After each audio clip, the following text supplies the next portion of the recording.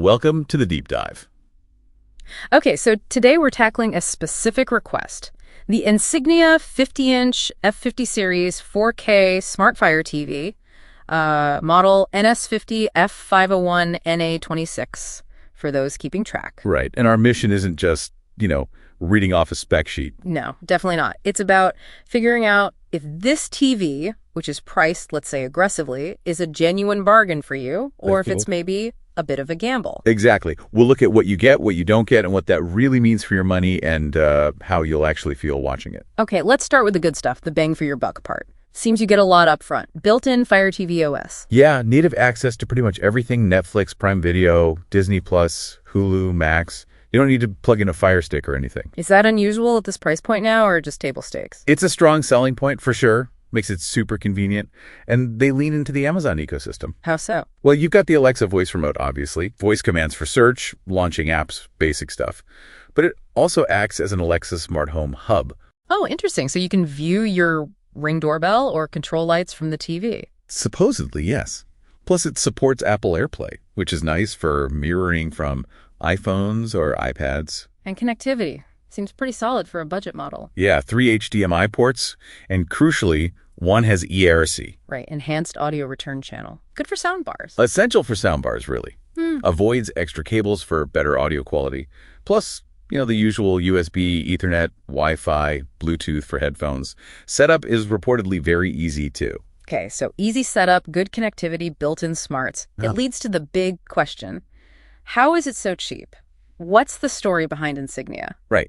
Insignia is Best Buy's house brand, their private label. Ah, okay. It's designed from the ground up to hit lower price points than the Sonys or Samsungs of the world, while still offering, the essential features people want. So Best Buy designs them, but who actually builds them? That's the key. They outsource manufacturing. Factories in China, Vietnam, Thailand, whoever gives them the most competitive price. And that's the catch. That's the catch.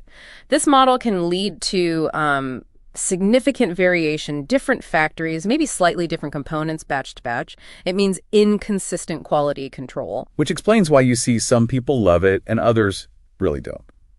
And those reliability concerns we'll get to. Precisely. It's a direct consequence of prioritizing price in manufacturing. Okay, so let's talk compromises. This 2025 model year label, it feels a bit misleading when you look at the specs. 60 Hz panel, basic HDR10, 300 nits brightness. Yeah, that model year is, let's call it optimistic marketing. Those core specs are typical of entry-level TVs from like 2021, maybe 2022. It's proven tech, but it's dated tech. So the picture quality is fine, just fine. Adequate 4K sharpness, yes. But you're missing advanced HDR like Dolby Vision. And 300 nits brightness just isn't enough to make HDR content pop the way it should. No local dimming either, so blacks won't be super deep. And for gaming. Forget about it for serious modern gaming. 60 Hz refresh rate is limiting, and the input lag outside of the dedicated game mode is reportedly quite high. That delay is frustrating. What about sound? I hear that's a common complaint. Oh yeah, the built-in 10-watt speakers are almost universally panned. Weak, tinny, no bass, not loud enough, even cranked up. So the soundbar is basically mandatory. Pretty much, yeah. Don't expect much from the TV's own audio. It's a clear cost-cutting measure. And the software experience. Fire OS is generally decent, but on this hardware, it can be sluggish. Users report noticeable lag navigating menus, opening apps, suggest the internal processor is underpowered for the job. Plus, people complain about the ads on the home screen and an aggressive auto power-off feature. Okay, performance compromises noted. But let's hit the big one. Reliability. The elephant in the room. It really is. We look at the Amazon ratings, over 1,600 of them. A staggering 13% are one-star reviews. Wow, 13%. That's high. It's very high. That's more than 1 in 8 buyers having a critical failure. What kind of failures are we talking about?